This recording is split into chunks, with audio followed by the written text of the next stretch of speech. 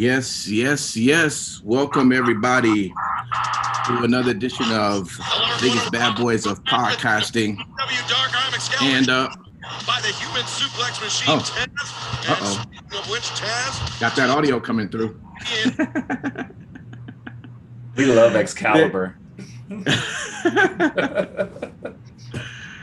Hey everybody! That was to make Steve happy, so he didn't feel left out that we were just talking about NXT. that was that. Well, there you go. Hey, look! Happy wrestling, everybody! We are coming to you live, not too long after NXT and Deliver took place 2 nights, and I guess Sin City Steve and myself, we can start off with our quick gripe, and that's being the victim of not being able to start the show over with Peacock, something totally different experience from what we used to have with the network. So some of us working people thinking, when we get home, we'll just go ahead and we'll start it. And so anyway, we didn't get a chance to watch the first couple of matches. Actually, it's a couple of matches, but actually 3 matches. But at least we saw the first show and the 2 main events that was tonight. So that it is what it is. I guess it's a learning experience we'll have to go through with Peacock. Nevertheless, Stand and Deliver, man, I tell you, it still did not fail at all. Night 1, guys. What stood out? I got, you know what? Going back to Sin City Steve, you said, hey, Walter and Ciampa are going to kill each other. As far as I'm concerned, for night 1, that match right there is what did it for me. What do you say? Dude, I was so happy with that match. Those guys brought it. They absolutely beat the shit out of each other, and it was awesome. It was great. It was right up there with the Walter and Dragunov match. Just great stuff by those guys. And you said it best. Honestly, that stole the show on night 1 for me. Yeah. There was one match. What did you guys think? I'll ask you when you saw this, Simon Street. There was one move. Hopefully you remember what I'm talking about. But it was one move where Walter looked like he had his foot on Ciampa's neck and almost did like a neck. Yeah, it looked like he almost ripped his whole freaking neck off when he twisted his and I was body to the right. That shit was sick. Look. I'm just gonna speak on that real quick. I was like, remember when the Fiend was pretending to crack people's necks and shit like Steven Seagal? Yeah. Pretty much Walter found a better way to do it and more believable, because I was like, dude, what's your head look like right now? The Fiend used to snap people's necks? You don't remember when the Fiend was pretending to snap somebody's neck when he... Come on, Sin City Steve, back me up. He did it a couple of times. I can't remember the match. He did it twice. He did it. They did it for like a couple of weeks, and then they stopped that out of nowhere. It was similar. It was similar to what Zeus used to do back in the day. R.I.P. Right. Yes. Yeah. Right. Tiny. Yeah. Michael, did the right guy win? Yeah, I mean, you would have to look at keeping the belt on Walter. The only thing would have been to just, if you wanted to send Ciampa over there for, a period of time. But what they're going to have to eventually do is figure out a way to get the title off of him without him losing the title. So they're going to have to do some kind of like a 3 or 4 man match where he'll eventually lose the title and then end up here for full time. Yeah. Because you can't keep him over there forever. Sure. No, he's just too good. Yeah. How many more, how long a month or time do we have until the next War Games? like November.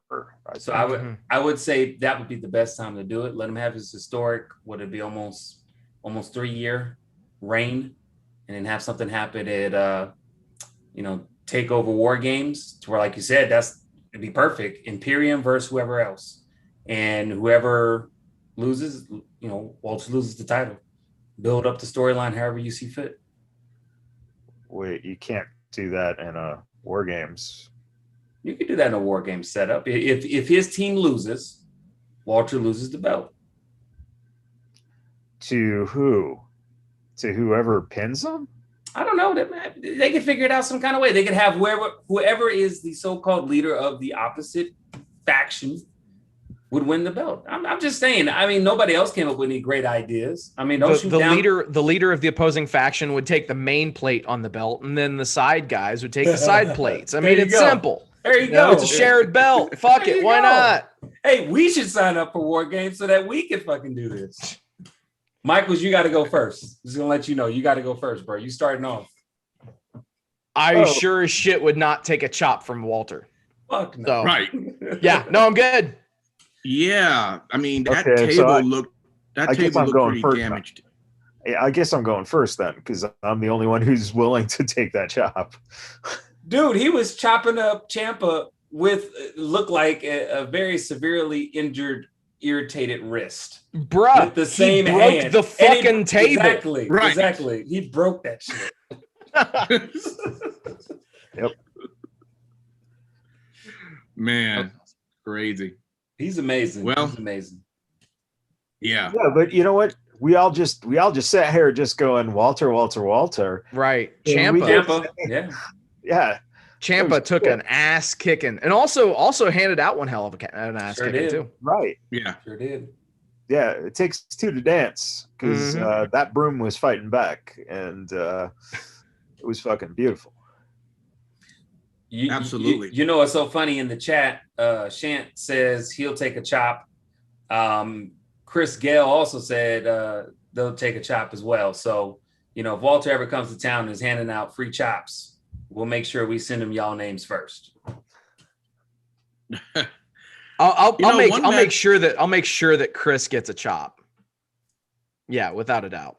I mean, if he's signing up for it, I mean, might as well, right? Right. The most amazing thing about this conversation is, frankly, that Vince hasn't figured out a way to use chops as a cameo type thing, where you pay like $300 to the WWE and you get one chop.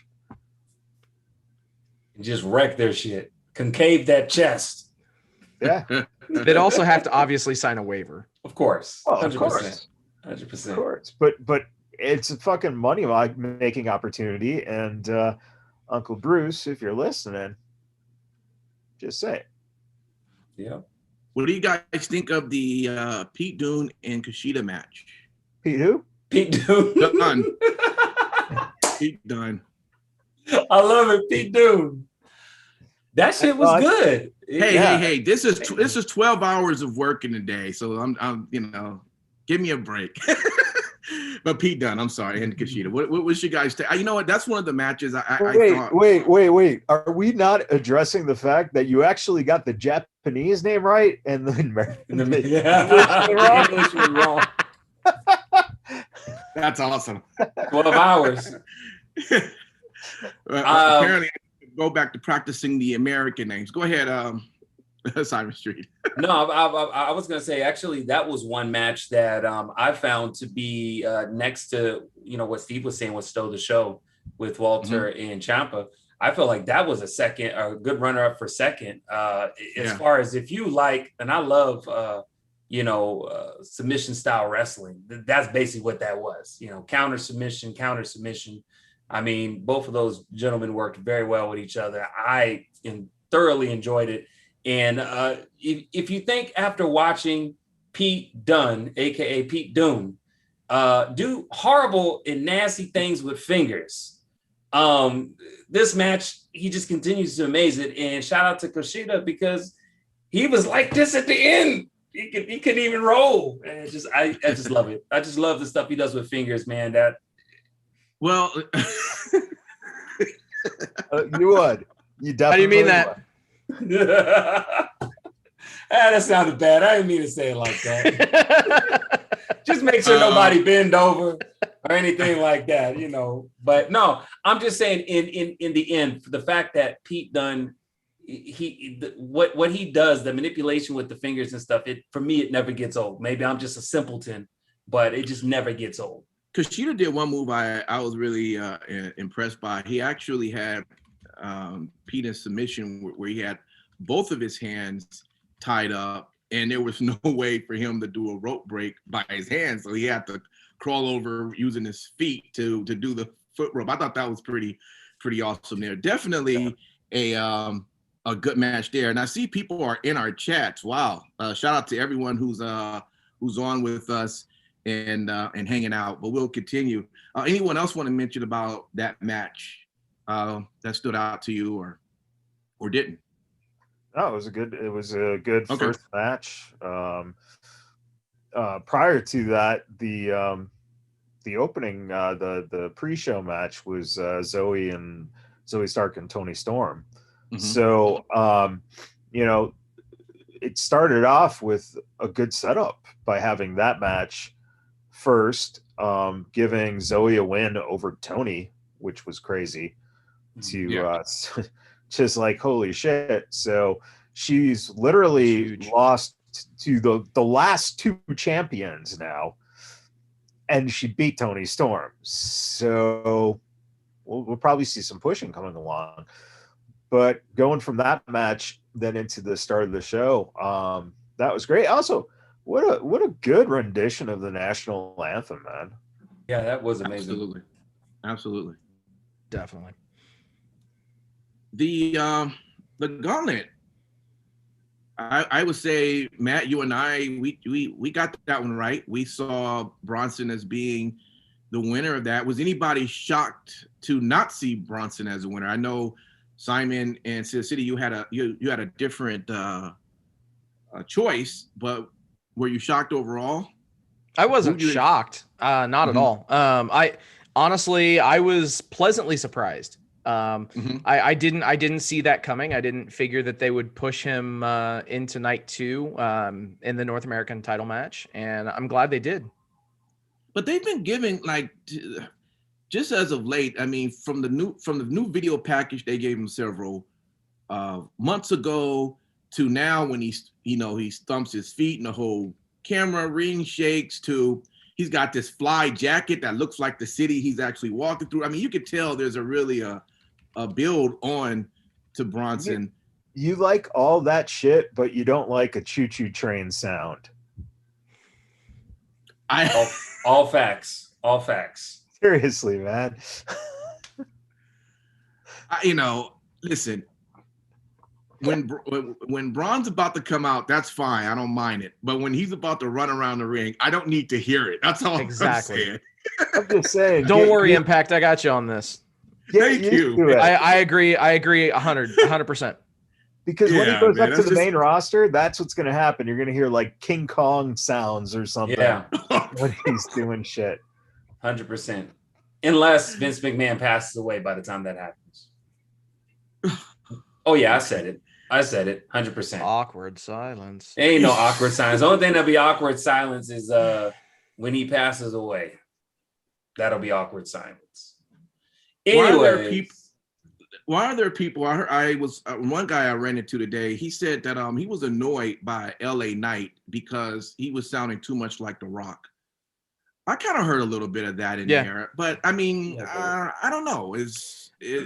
Are you a fan of LA Knight? I mean, what's your take? I had a couple of people that I was talking to on Twitter that actually called him the Caucasian Dwayne Johnson, and I hadn't really drawn that parallel until I saw that comment, and then I went back and looked at some material, and I'm like, holy shit. But yeah, I think that LA Knight has always had amazing gift on the mic, and I really want to see where they go from here with him in NXT. Yeah.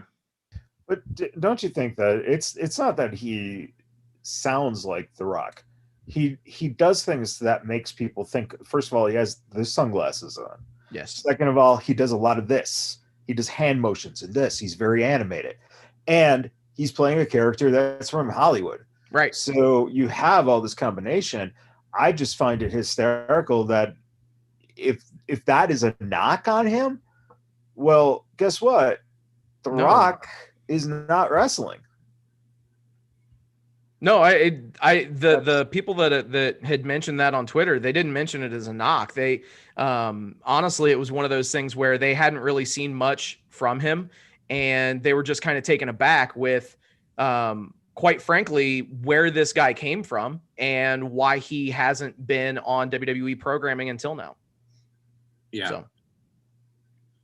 And by the way, I'm glad you just pointed that out, because as I'm watching the last two nights, you gotta be wondering if Don Callis and Scotty and all those people at Impact are watching, going, "Hey, that was a great Impact pay-per-view.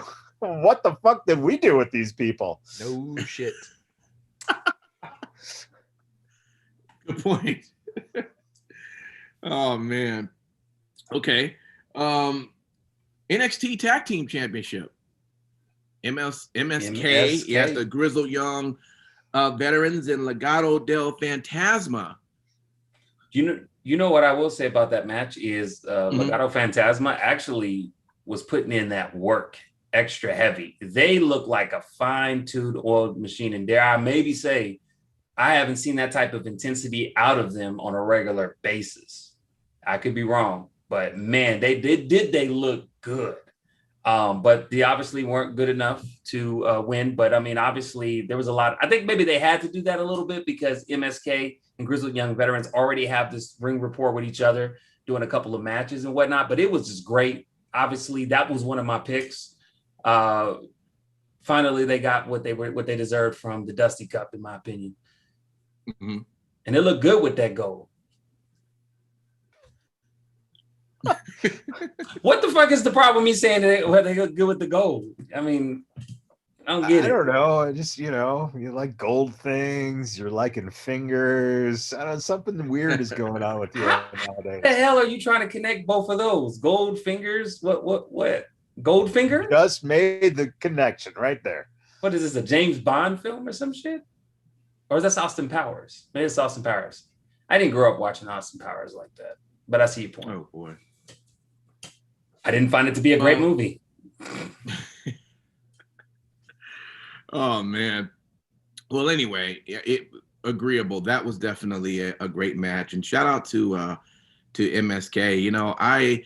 What's so great watching them is that so many times I just attended the Impact shows out here and just love watching them perform when they was under the Rascals. That's just one of the things I just always enjoy watching when there was all three of them.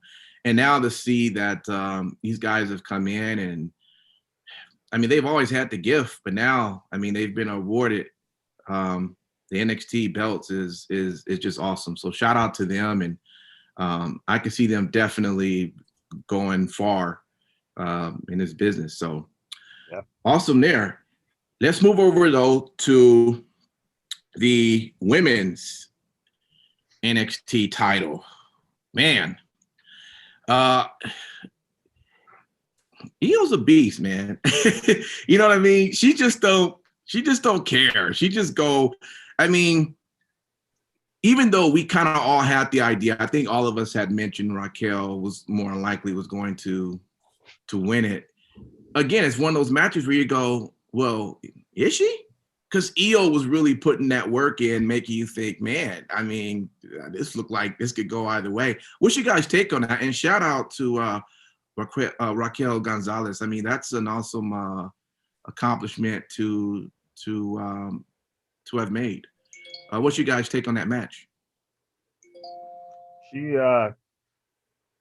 Io was very, very trusting, which says a lot of Raquel, because if you're going to get on top of a skull and do that kind of fucking dive, by God, you got to trust the fuck out of the person catching you. And good God, that was just, and that also was one of those instances where at that point, it looks good to the viewers because it gives that idea that maybe she can win over a big person, you know, a beast, by doing something like that. But at the same time, that was kind of a telltale sign that her number was going to be up because she's been champ for so long. You do something that incredible, which is going to be a highlight fucking thing they're going to use for years. Where else do you go from here? So I think it's time. Get ready for the night after WrestleMania, kids. Yeah, because Io Shirai's going to SmackDown. Plain and simple. I don't think she will go to Raw. I'm calling it right now. That's just my pick. She goes to SmackDown. Exclusive. I think she goes to Raw and dresses like a pirate and tags with Asuka. Or maybe she'll do something more realistic, go to SmackDown, do great things, and even get a chance to share some airtime with Rey Mysterio, who is somebody that she looks up to. You know, a little small shit like that sounds like a good number for Fox. Maybe she go to SmackDown and beat the fuck out of Sasha Banks really, really badly. Just hurt her. I mean, just really, really make her bleed. Okay. All right. Well, or she could just go to SmackDown and beat the shit out of Rey Mysterio. Or I'd maybe start with Dominic. Or start with Dominic. Or Dominic. Both of them. Hell, same time.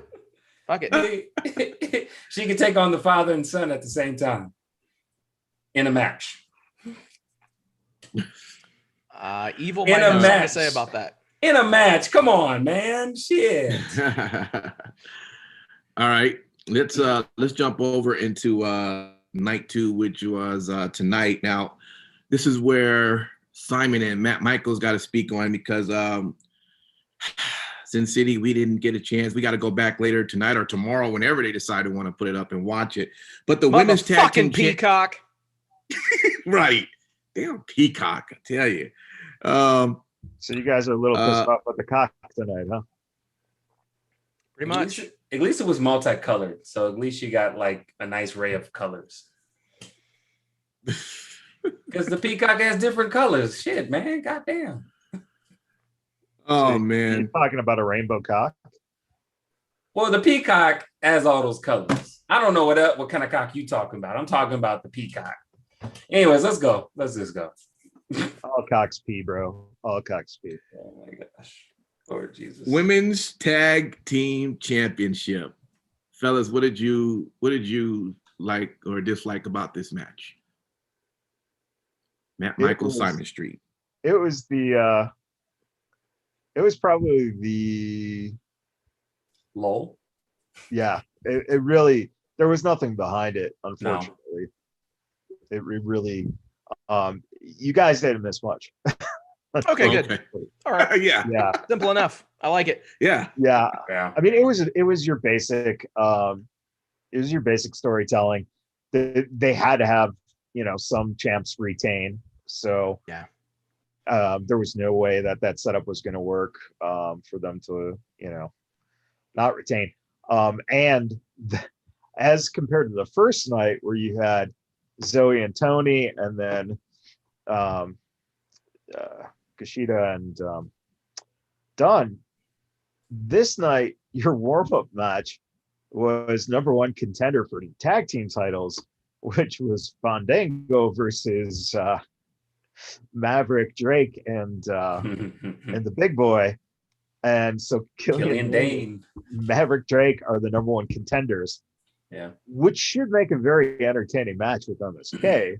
But you do go back and see that finisher because Killian Dane just power bombed Maverick Drake on top of, I think it was one of them guys, and it was hysterical because it would just, it's just like, yeah, that actually makes kind of common sense. Or Dane would just pick him up and just throw him on top of the guy to win the match. That's basically what they've been doing this whole time. I mean, I like it. I love their theme music, how it switches back and forth. My kid was watching, and he's like, I like that music a lot. Like, especially when we would pick up and kind of go like heavy metal, obviously. He was digging it, but the whole gimmick is catchy. So I agree with you, Michaels. It will be interesting when they go up against MSK.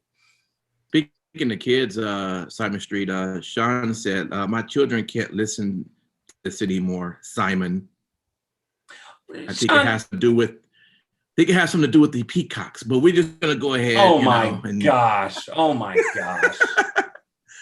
Hey man, we can't lose anybody. We need the kids. Okay. We need the kids. We can't lose anybody. Look, maybe it's time to have a conversation about the birds and the bees, Sean.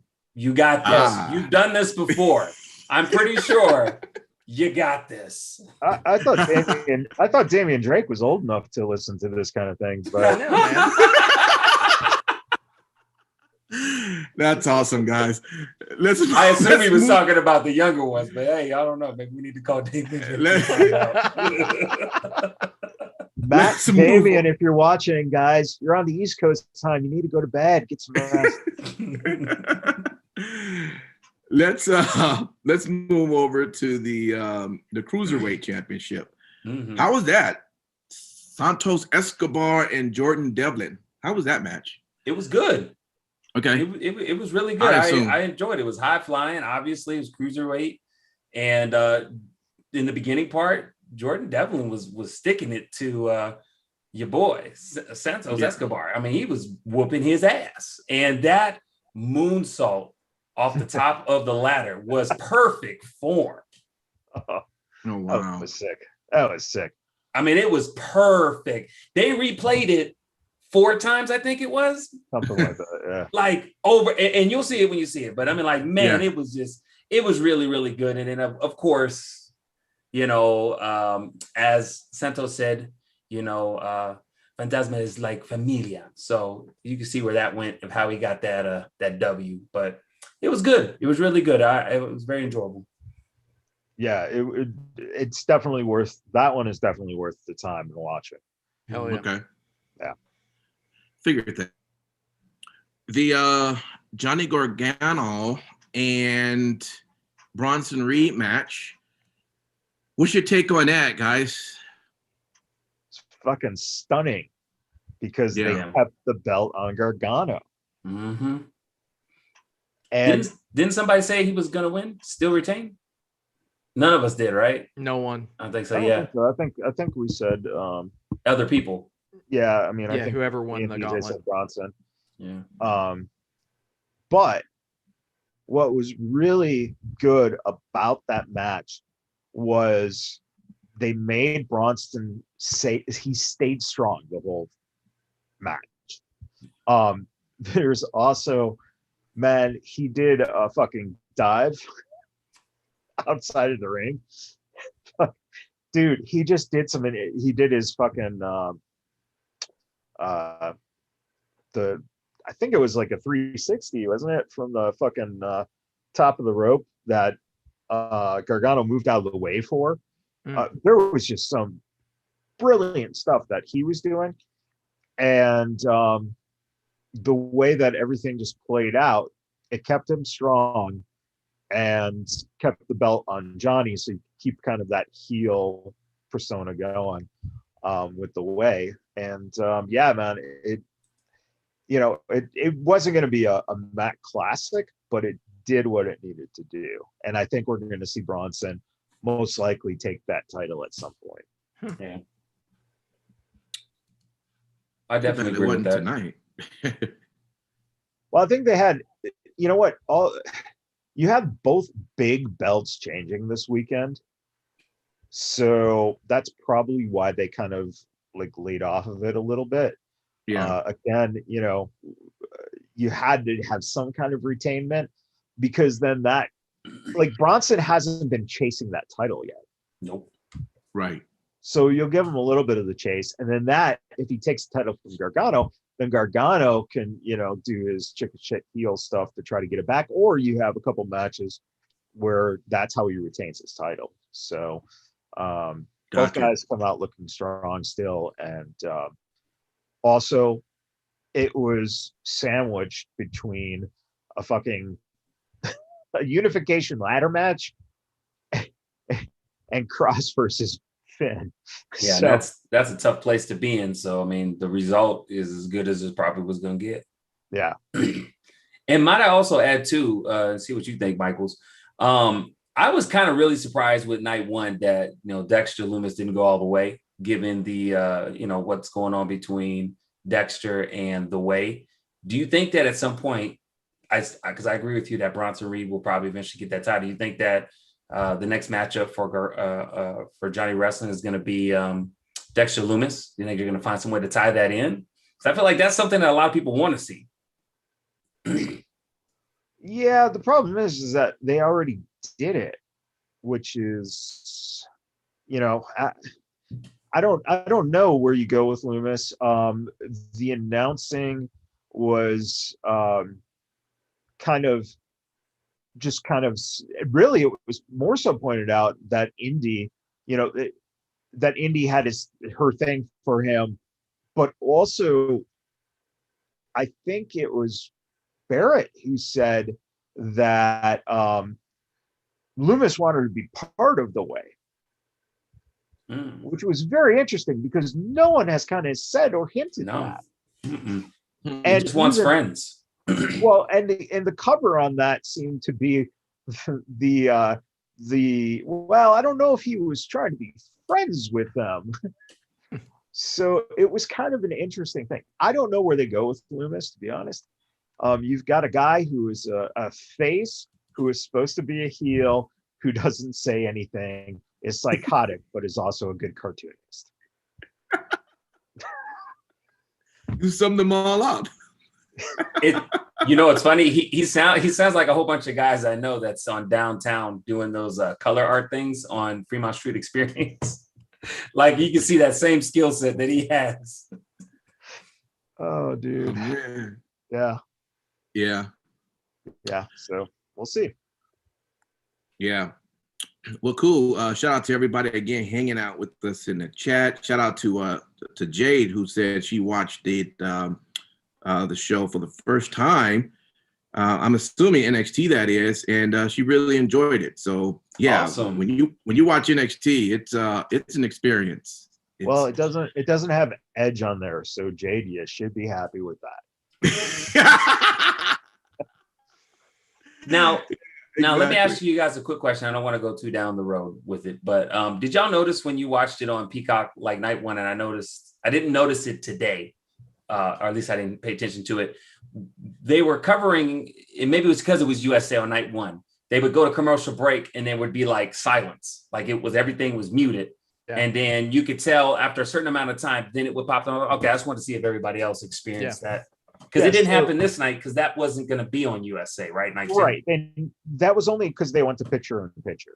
Yeah. Got you. Okay. So basically what they did was, it would take a couple seconds from the transition into the picture in picture, and then the announcers would pick back up. And then you knew when it came back from picture in picture back to, out of the commercial break, because they kind of would say something like, welcome back or something like that. So yeah, that's what was going on. You're right. Okay. All right. Just wanted to make sure. The NXT Championship match, Finn Balor and Karrion Kross. Now, that was a match we did see, Sin City, and it was exactly what it needed to be. Yeah, it was exactly what it needed to be. It was decisive enough of a victory to legitimize the win. Both guys ended up looking credible and looking strong coming out of the match. But the right person won, and it's good to see Kross reclaim the title that he never lost. And on top of that, god damn, when he gets that contract for a Marvel movie, dude, he becomes a star. Holy all damn day. Yeah. All damn day. He will be in a Marvel movie for sure. Yeah. And this is the part where Vince McMahon says shit like, what are you talking about? Isn't he already in Guardians of the Galaxy? Why does he need a contract? Well, see, Vince hasn't seen him yet. Right. Yeah, he doesn't even know he exists. He probably thinks it's Batista. What is Batista doing? He doesn't watch NXT. Exactly. Yeah, he doesn't at all. So the first time that Cross gets called up and he's backstage, he goes, Vince is going to say, "Hey, pal, how's Hollywood been treating you? You're looking a lot thinner nowadays." Let me tell you guys something. I absolutely, you all have been saying this for years. I think when Raven first told me this, I have a hard time believing it, that Vince McMahon does not watch the product. I just have a hard time. Why do you think NXT is so good? Typically. Well, I'm not saying that. I'm not saying though that he's a part of NXT. I'm just saying, doesn't he sit at home and watch it? He probably doesn't have time. He's in his own bubble, bro. Yeah, he ain't got time for that shit. Yeah. Yeah, he's creating 2 shows basically. So honestly, you have to remember that NXT has basically been an entrusted developmental system. So this is like when guys would be brought to his attention, he'd be given tapes and then he'd never watch the tapes. So then they'd hire someone and he'd be like, "Who the fuck is this guy?" And that's all they're doing. Hey, Chris just said, or Vince will ask the writing team, when did they rehire Lars Sullivan? There you go. Jesus. There you go. Wow. But truth be told, I had this conversation a couple of days ago with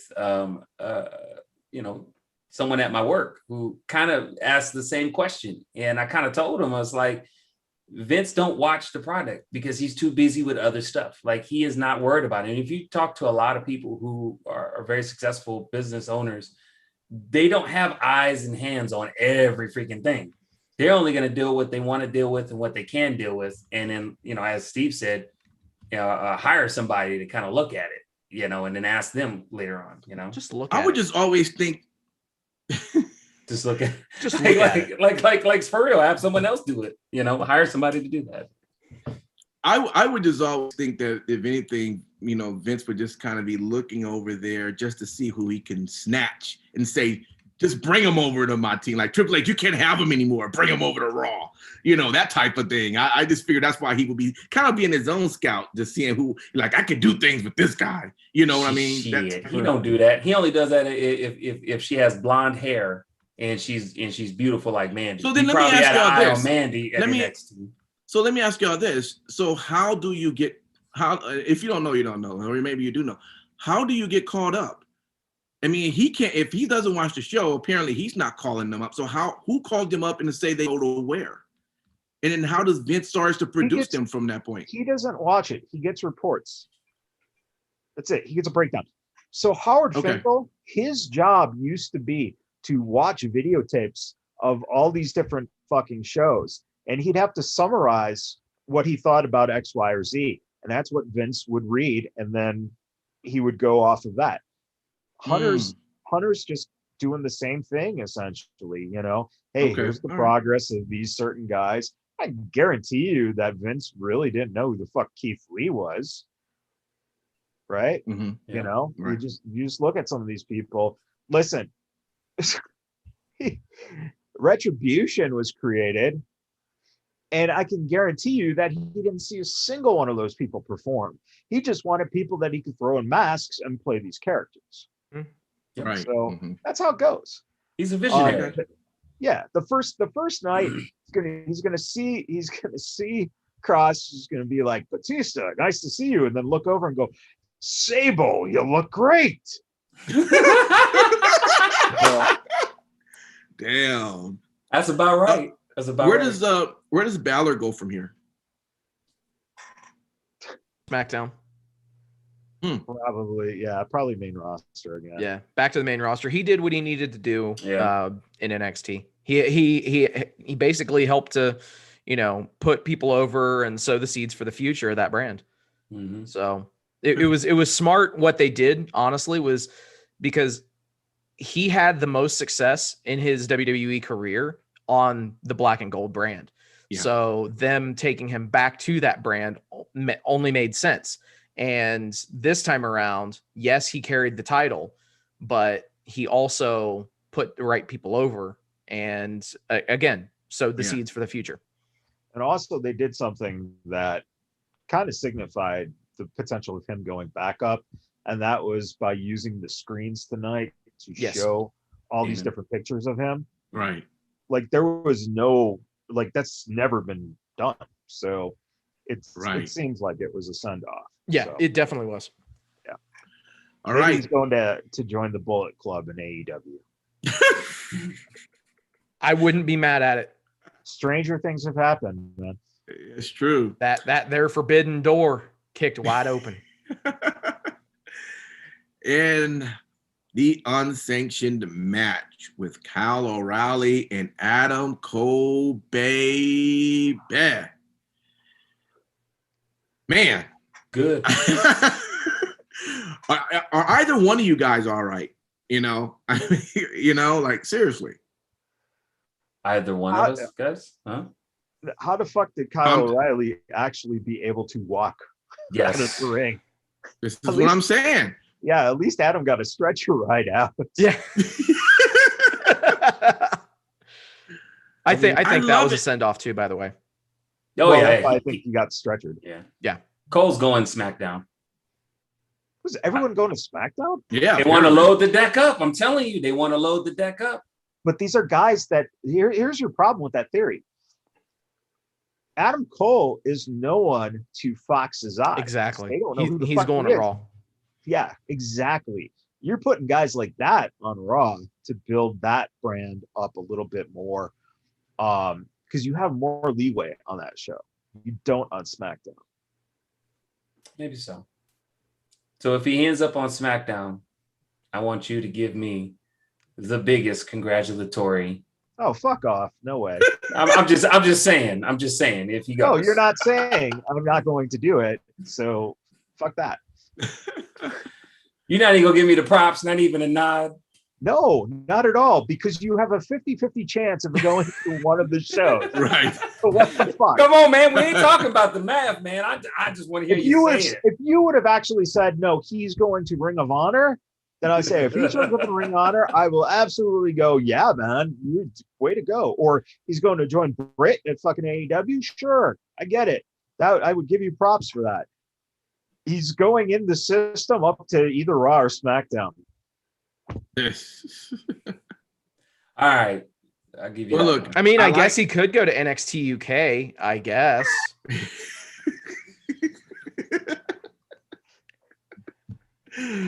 Oh man, look, I definitely like how they how the match started, man, bringing out the security guards on both sides and they taking their positions in the ring. You know, the only job the ref could do was count to 3. They could do whatever else. Hell, the ref even got knocked out. I mean, dude, he didn't listen. Right, that is true. He didn't listen. Yeah. Brilliant. Yeah. Well, he really didn't listen when he was unconscious. So I mean, shit. But the dude, I mean, listen, we've seen in ECW, we saw Bam Bam, you know, do the spot where they went through the rampway. But that was a fucking, you know, a built thing that was boards, okay? Cardboard, whatever the fuck they used, plywood, whatever. Yeah. They went through a fucking steel grate that was rigged. And Jesus, man, you could see on Kyle's fucking back. Yeah. All fucked up. Seriously, Yeah. man.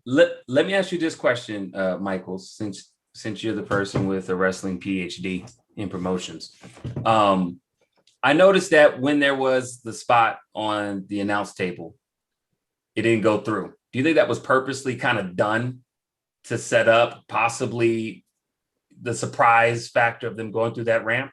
Because I thought it was a little odd because it looked like O'Reilly.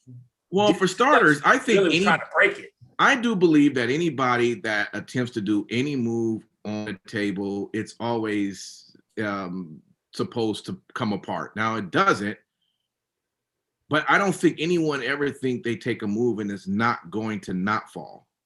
Right. That's just my impression.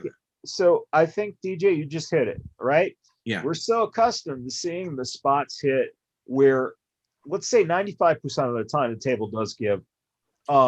There is a margin of error at about 5% where you'll see a spot where the table doesn't break just because of maybe the way they hit it or whatever. It happens. I got a feeling because that was the big fucking spot that those two crazy motherfuckers said, nope, keep the table fucking uncut. And they just went and fucking did that move straight out onto a fucking sturdy ass motherfucking table. Yeah. Which, whew, man. I mean, it looked like it hurt like hell. Yeah. I mean, that's why I say there didn't seem to be any give in that at all. Usually when it has a little, when it has a malfunction, you can see that they don't look like really fucking, like it fucking hurt. Between the selling and between the fact that these guys are going to go fucking all out, Jesus Christ. I mean, Cole fucking kicked through the fucking rampway to pull him out. That was so awesome. You know what's so funny? Like NXT has been playing around with drywall because remember when Raquel threw?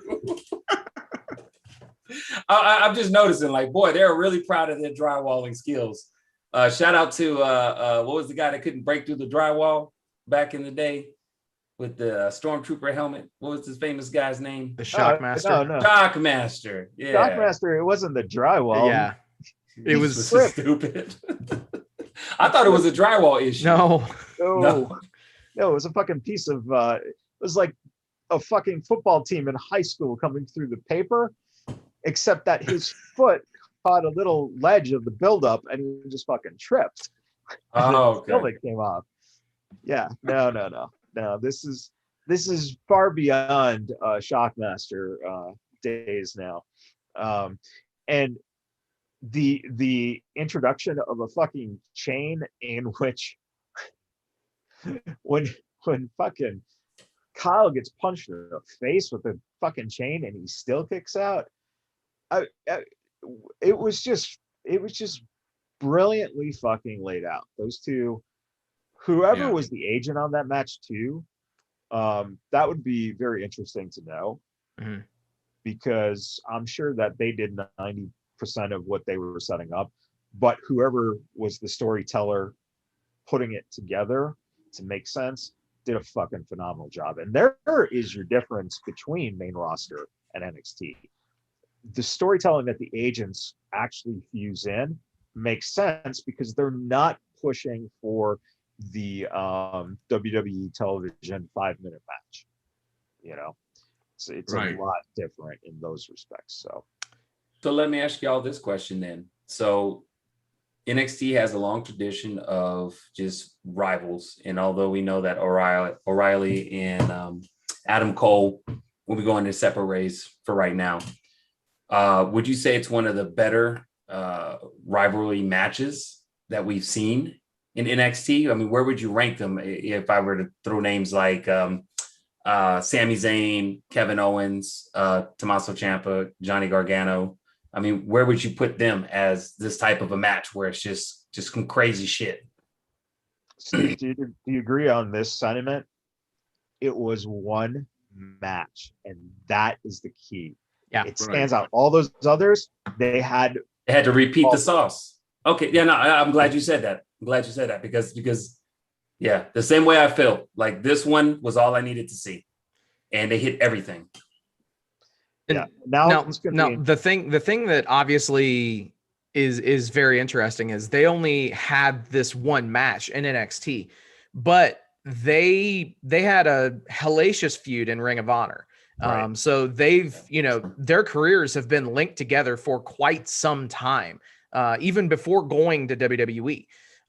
So to see yet again in a similar vein as Zayn and Owens, having their, their crazy feud on the indies, and then having it bleed over to 5,000 matches on, between NXT and the main roster. It was good to see a little bit of a contrast with these guys only having the one match, but also having that history with each other. So they have that chemistry. They work extremely well against one another, and they know what one another are going to be doing. So it was awesome. And you'll probably end up seeing, similar to Sammy and KO, a WrestleMania match if, everything works on the trajectory for both guys. We'll probably get a chance to do a WrestleMania match in a couple of years, and that would be the end of their story. Mac and Chris said he wouldn't be surprised if HBK had a hand in agenting that match. That's what I was thinking as well. Yeah. So now that we've gushed about the match and said that it was awesome and everything like that, you mean to tell me that they couldn't do any better than the themes that they gave these two guys? Oh yeah. The theme music. Yeah. The theme music was very basic. It was so weird, seeing these guys enter to new music after seeing them enter to that Undisputed Era theme song for so long. Right. Obviously, I know that CFOs did that song. WWE didn't want to have to continue to pay royalties and all that kind of stuff. But damn, it's like it was both songs. Sorry, but they were just bad. I got a feeling we'll see. Hopefully, we'll see Cole with a whole new, fresh coat of paint when he goes up. What was phenomenal though is, as bad as that music was, you got to give it to Kyle trying to do the air guitar. Oh God, it was hard with it. He was trying, bro. He was really fucking selling it. He looked like a kid in his bedroom, doing that. He always looks like that, but he looks like that kid in his bedroom, jumping on the bed, riffing the guitar, the imaginary guitar. He just looked like he was right into it. His music, now that I think about it, his music wasn't horrible, but it was definitely basic, like the music you would pick on a WWE 2K game, and you're creating a character, and those are the ones you have, as opposed to the Star Spangled Banner. Custom theme number 5. There you go. Here we go, though. Really, if you want to justify it, after all, the match was unsanctioned, so therefore, good point. Those songs were probably just public domain because Good. I'm cool with that if that's the explanation. I wish you would have said it in the first place. That would have made sense. Right. So overall, as we sum up the show, you guys were pleased with both nights of Mania week here. You guys were pleased by both shows? Mm-hmm. Definitely. Yeah, I mean, at least they didn't have to trot out Mike Tyson. And I do have to give NXT props, man. They did, as I said, they better do, and they did win on Wednesday for the ratings. Then again, how could they not? 768 to 688. So they didn't just win by a couple thousand. They did put in the work, and a lot of people watched the NXT show. So that was awesome. Well, the other thing that's very interesting about those numbers is that is not counting the Peacock, right? So, I mean, you could expect that number to be up, quite a bit. So, it opens the door. What's going to be interesting to see. First of all, Tuesday nights, will NXT, continue to have that average viewership, about 600,000, let's say 500, 600,000. Will they get a little bit more of a bump? Will there be any, will the Peacock network be something that, people are watching on the network? Because now it's the only show on Tuesdays. So we'll see what happens with that. And AEW at the same time. you know, now there's no excuses. If they, you know, they really, one thing that stood out to me in this whole idea of this feud, this Wednesday night war, was something that I was afraid of going back to when AEW started, and that was the involvement of TNT. Their edict of they didn't want any surprise guys who are big names showing up, just fuck them. Because boy, if you would have had Mike Tyson show up unannounced, how many people would have been fucking grabbing their fucking social media and go, holy shit, you got to see Mike Tyson just came out on fucking AEW. Mm-hmm. You already took away that element of surprise because you're a fucking network and you don't know how wrestling works. Exactly. And you didn't learn your lesson the first time, was it what, 15, 20 years ago? Well, take that out of the equation, because the lesson on the first time was that's how they got ratings, right? They also do not have anybody who is in that TNT family that was around 20 years ago, right? It's a whole new regime. And for them to say that they want it announced really, really makes no sense, because the element of surprise in wrestling is what gets the fans talking, not so-and-so is going to be on the show. Yeah. And that's what we're finding. Listen, WrestleMania ends. Why does everyone tune in on Raw? Why does Raw do its biggest number of the year? Because everyone wants to see who the fuck is about to show up. Yep. Exactly. And it's, you know, it's simple. So that is the first indication to me out of all the things. I'm not talking like, you know, like if they move the show to Tuesday night, that's all scheduling, fine. But if you're telling the wrestling company what they should and should not be showing, announcing, doing, that's the starting of the red flags. So knock on wood, they don't have to deal with the network. So the Wednesday night war comes to an end after 80 weeks. Couldn't they have just stretched it out for 3 more? That would have been cool. Oh, man. Well, Tuesday it is. Other than that, man, guys, that is the show. NXT Stand and Deliver. They definitely delivered both nights, and just getting us more pumped for this weekend. Hey, big battle royal tomorrow. The Andre battle royal on SmackDown. So, yeah, you know, that was a nice way of, hey, we can't get this onto the card, so let's put it on Friday. Maybe get a couple of eyes, you know, focused on the product on SmackDown. So that's, you know, should be interesting to see what happens on SmackDown. And then, shit, we're about to hit WrestleMania. Yeah, no, man. Who would you like to see win the Andre the Giant Battle Royal? I would like to see Andre. I mean, it is named after him. I haven't seen him, honestly, I have not seen him in the ring for almost 30 years now. So okay. I can definitely tell he's lost a lot of weight since then.